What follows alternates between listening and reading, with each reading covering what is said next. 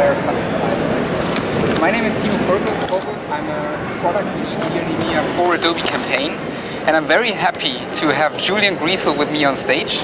He's a head of International CRM at Douglas Parfümeries, and he will actually be able to showcase us how they reinvented their loyalty program, but also share some of the experiences and learnings along the way. So I'm very happy to have you. A couple of household items for you guys. Obviously, you've already downloaded the Summit app, hopefully, so that you're able to interact with us, because you can not only pose your questions through the app, we will also open up for Q&A at the end of the session. But most importantly, you need to favor the session, and then you can give us a rating and a feedback on the content and on the speakers, obviously. So please make sure to do that. I will go back, and you can also actually win a prize for that. All right, let's go into the content. And the question is why it is so hard to actually acquire customers, to retain your most valuable customers along the entire customer lifecycle.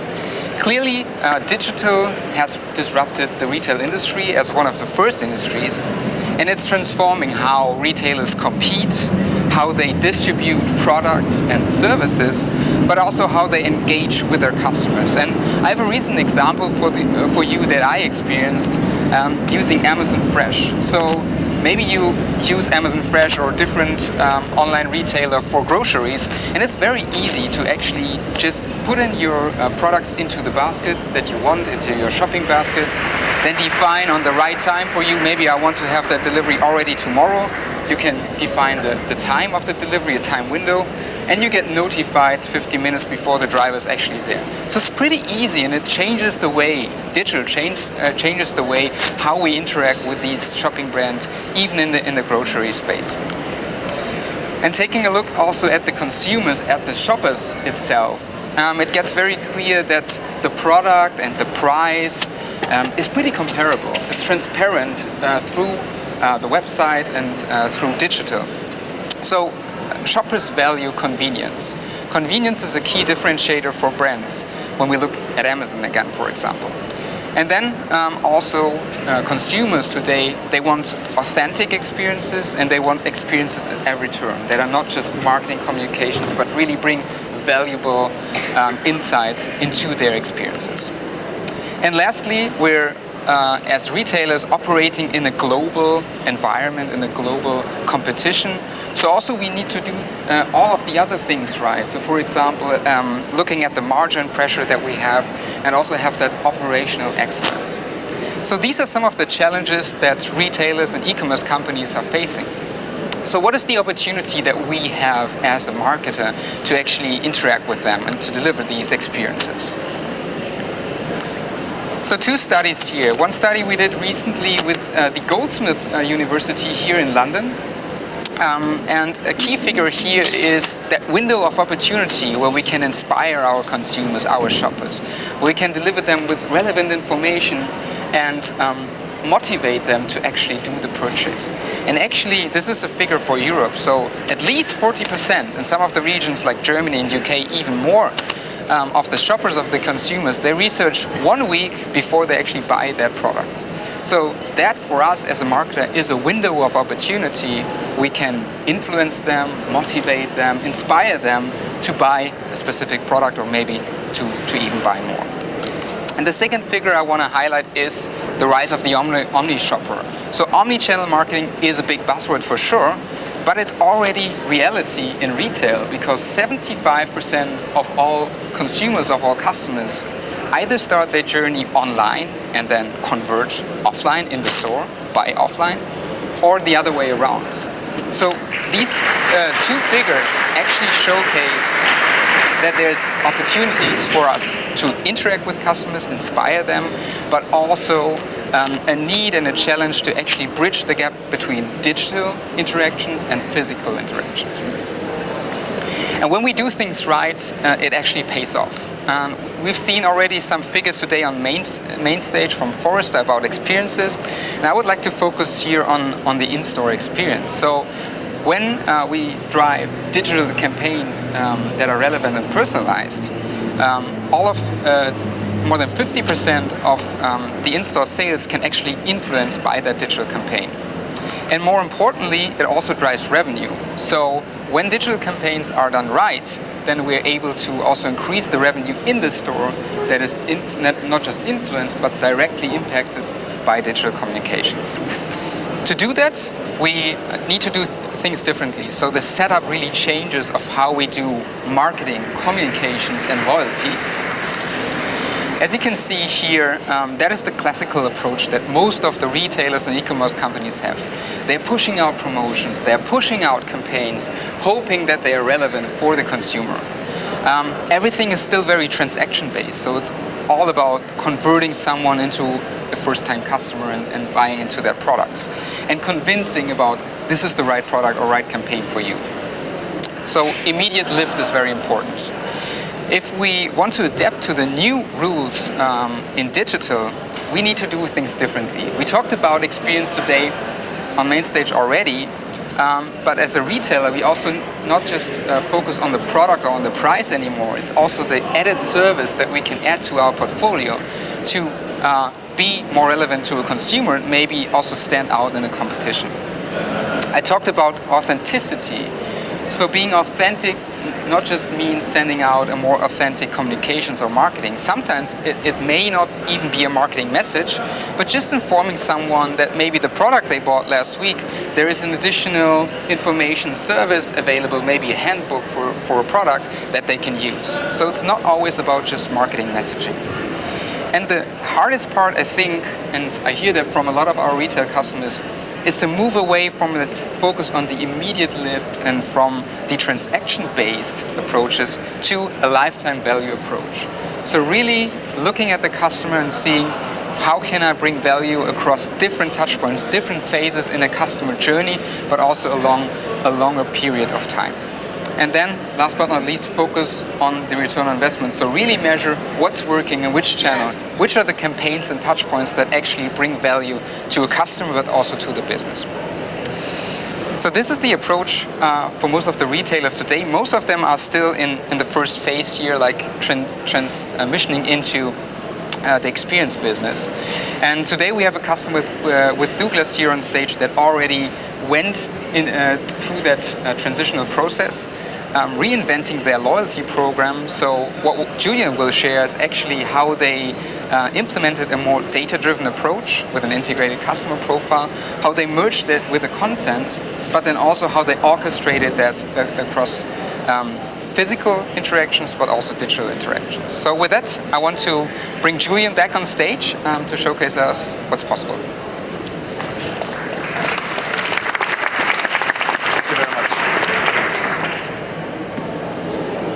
Okay, before I really tap into the case, I want to give you a couple of insights on Douglas. We're the #1 beauty retailer in selective beauty in Europe. We're present in 70 markets, unfortunately not in the UK, with about 2,500 stores, 20,000 beauty advisors in the stores, and about 35 million customers in our CRM database. Beauty is really an exciting industry. It's so driven by emotions, it's driven by innovations, it's highly affected by the change of the shopper behavior. So imagine all the young millennials going on Instagram, following all the influencers, trying to get informed mobile and then buying online or even in the shop. So the shopping behavior is changing, and Douglas needs to change, and we need to change the way we communicate to our customers. And how we actually position in this beauty world, in this world of information overload, I want to show you in a quick video.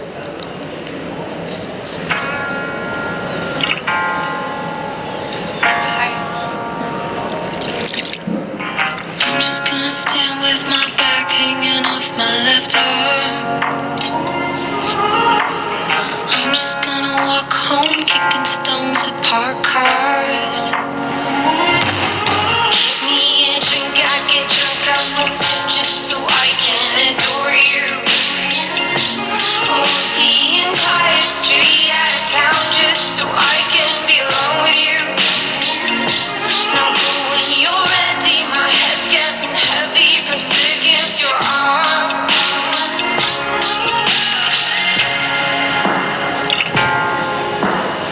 Hi. Oh, hi.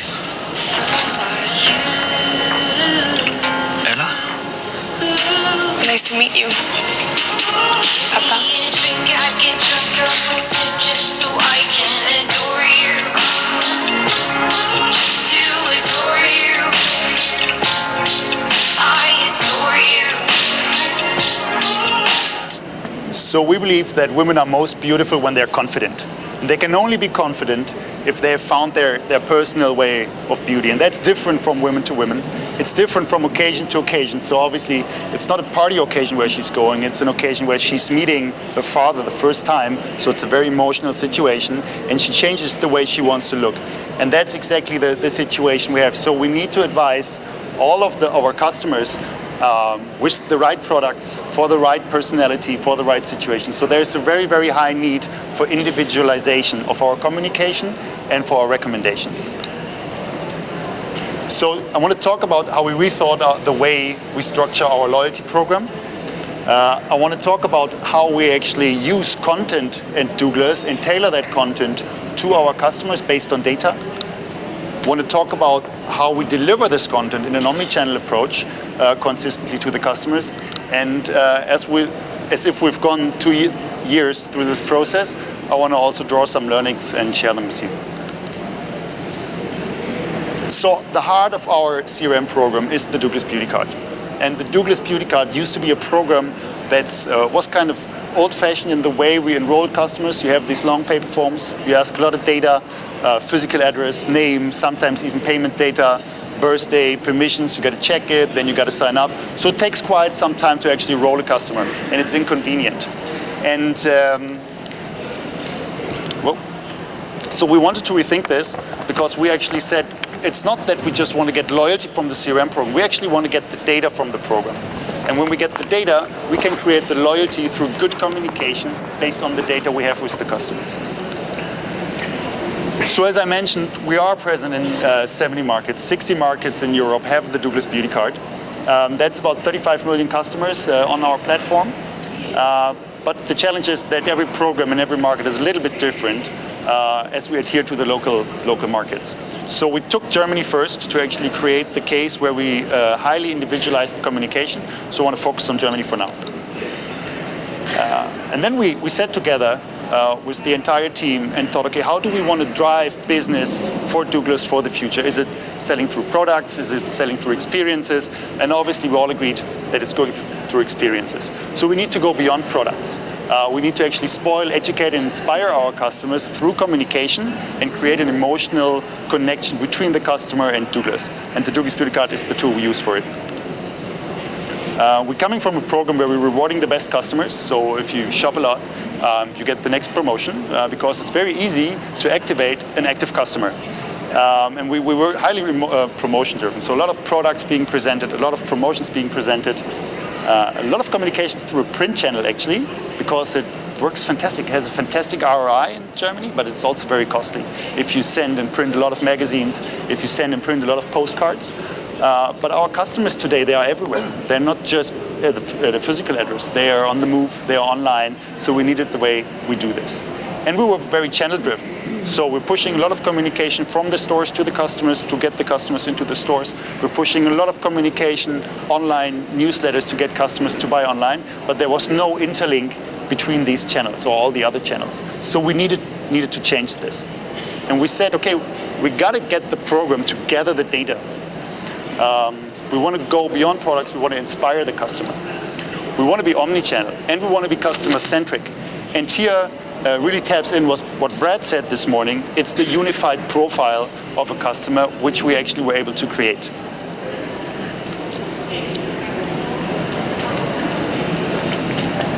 Just like to give you a quick glimpse on the roadmap of the last years. We actually initiated the project in November 2015. It took us only 1 month to get all the approvals by C-level because the KPIs were just so promising. And then it took us another 11 months to launch the unified customer profile, how Brad called it this morning. We called it the consolidation of CRM and online accounts, where we actually brought together all the databases to realize a customer's online, offline, in the store, and get all the connection between his interactions. We launched a bonus schema And just 2 months later, we launched communications through Adobe Campaign into the different channels. So it took us only 11 to 13 months. And obviously, it was a pretty big project, and we didn't have the resources in-house. We also didn't have the Adobe skills in-house because it's the first tool, first time we were engaging with Adobe as a product. So we brought in a supplier, and it was Wunderman in the end, Wunderman Copenhagen as a center of excellence for Adobe Campaign, who really helped us here to set this up in due time, and we were very quick. And then we took a release-based approach. So we're taking project by project to actually be fast and agile because we're learning so much over time. And we set up the lifecycle communication. We actually created a club website, which I'll show you in a minute. And we're still on the go. It's still a long journey. We're still not where we want to be, but we're pretty quick, I would say. So to actually bring all the customers in and get all the data for all the customers, we found that there's 3 success factors. First of all is make it very, very easy for the customer to access the program. So lower all the barriers. Make very feasible for the customer to sign up. It shouldn't take more than 30 seconds for a customer to join a program. We also had to excite the store teams because 80% of our customers are signing up for the CRM program offline. That means if the store teams do not have an incentive to actually bring the customers in, they will not push for it. But so we showed them that customers being in the program, getting communication, actually we see an uplift of a minimum of 20% in revenue just because they're in the program and they get the communication. So telling them all these KPIs, they really got into it because then it means they actually are achieving their targets, which obviously is sales. And incentivize data provisioning. So we give beauty points, which we call them, to our customers for their data. It's an instant gratification. It's not very costly if you think about, it's probably between 50 cents and a euro worth. But you're getting the entire customer profile if the customer gets something instantaneously at the moment he gives you the data. And that's how our enrollment process basically looks like. First of all, we only ask for the email address and the permission because that's key. We need a contact channel with the customer. And we need a permission, because without a permission, we're not able to communicate directly with them and do profiling, send them individualized messages. If we got the time, we take first and last name, but it's not even very important, because then we ask the customer, please go online and complete your profile.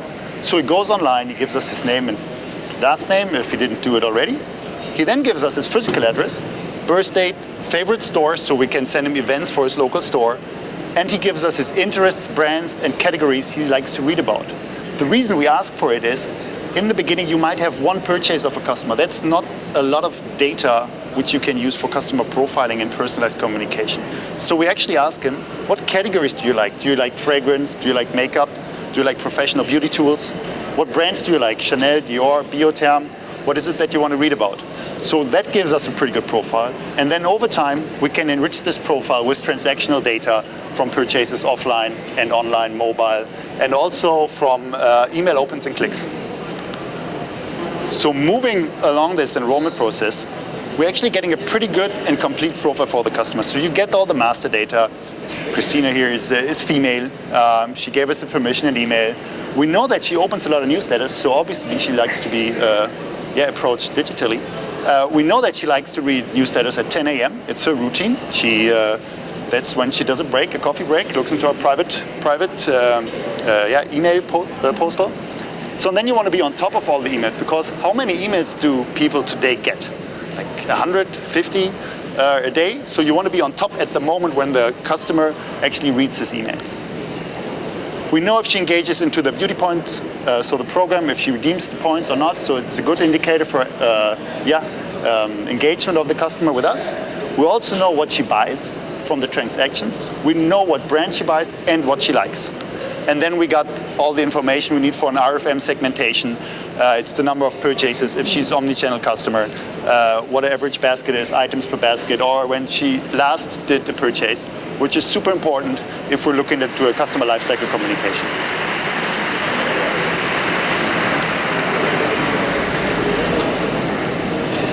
This entire profile we store into our one customer database. So in the first 11 months, as I've shown to you, we've tapped in all the channels into this one database. We get all the CRM data there, we get all the web shop data there, we get all the newsletter signups there, because you can sign up for a newsletter without signing up to a CRM program. We get all the customers that have a mobile app, we tap them in there. So we get the 360-degree view on the single customer, and wherever he engages with us and like checks that he is a Douglas card customer or uses his email address, we realize that it's this specific customer, and we can use that information.